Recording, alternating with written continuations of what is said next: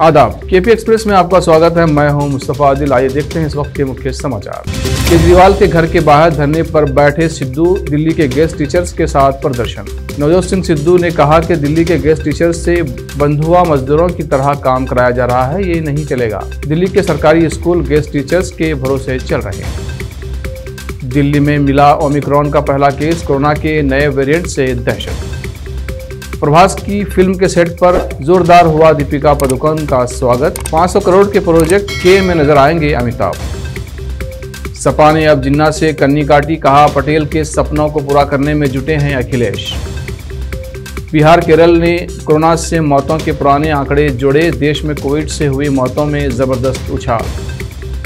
कर्नाटक के सीएम ने पश्चिमी घाट को इको सेंसिटिव जोन घोषित करने का किया विरोध। केंद्रीय पर्यावरण, वन और श्रम मंत्री भूपेंद्र यादव की अध्यक्षता में आयोजित एक वर्चुअल मीटिंग में भाग लेते हुए मुंबई ने पश्चिमी घाटों पर कस्तूरी रंगन रिपोर्ट पर राज्य का पक्ष प्रस्तुत किया।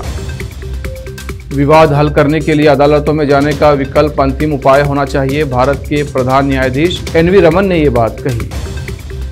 जब बीजेपी वाले वोट मांगने आए तो याद रखना, यूपी में शिक्षक अभ्यर्थियों पर लाठीचार्ज पर बोले राहुल गांधी। दिल्ली में सामने आया ओमिक्रॉन का पहला मामला, देश भर में ये 5वां केस है। बार बार मांगने पर भी नीतीश सरकार 80,000 करोड़ रुपए का हिसाब नहीं दे रही है, CAG रिपोर्ट में गबन की आशंका।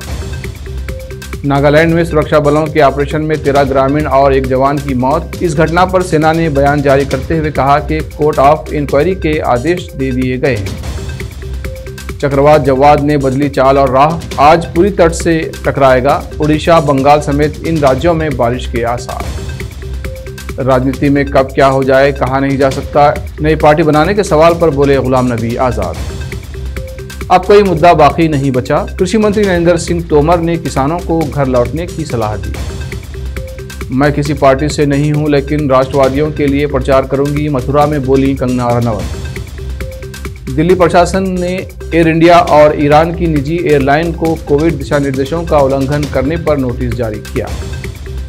लखनऊ में कैंडल मार्च निकाल रहे युवाओं पर बरसी लाठियां, यूपी भर्ती परीक्षा में धांधली का कर रहे थे विरोध। केजरीवाल ने गोवा चुनाव को लेकर कहा, सभी दैवीय ताकतें एकजुट हो रही हैं, इस बार कुछ अच्छा होगा। प्रदूषण से बचने के लिए दिल्ली मेट्रो की पहल, राजधानी में लगाई 14 एंटी स्मॉग गन। हिमाचल में बदला मौसम, छाए काले बादल, IMD ने जारी किया बर्फबारी और बारिश का अलर्ट। बरेली में भूत गैंग के 10 डकैत गिरफ्तार, पुलिस की पूछताछ में किए सनसनीखेज खुलासे।